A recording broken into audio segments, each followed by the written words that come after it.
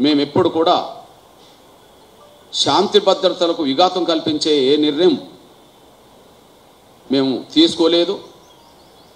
అలా శాంతి భద్రతలకు విఘాతం కల్పించే నిర్ణయాలే ఎంఆర్పిఎస్ తీసుకుంటే ఉద్యమం 30 ఏళ్ళు నిలబడేది కాదు. ఇది ప్రభుత్వాలకు తెలుసు, పోలీస్ యంత్రాంగ పెద్దలకు తెలుసు, సమాజానికి కూడా తెలుసు.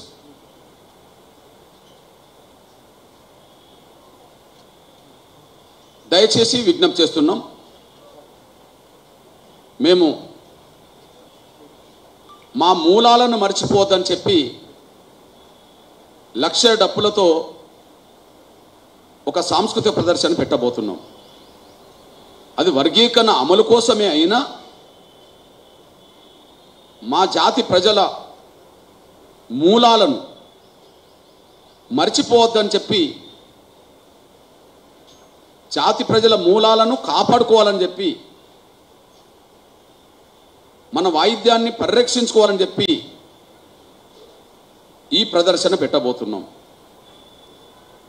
ఈ దేశంలో మాదిగలకు వారసత్వంగా వచ్చినాయి 2, ఒకటి కుల వృత్తి, ఒకటి సాంప్రదాయ వాయిద్యం.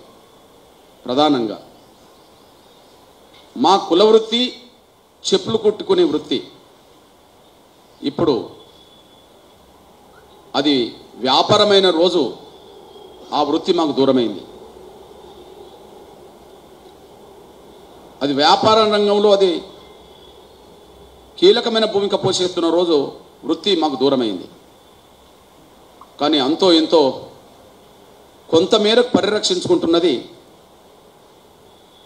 మాకుండబడే డప్పు కళాకారుల ప్రదర్శనలు. ప్రతి రాజకీయ పార్టీ నాయకులు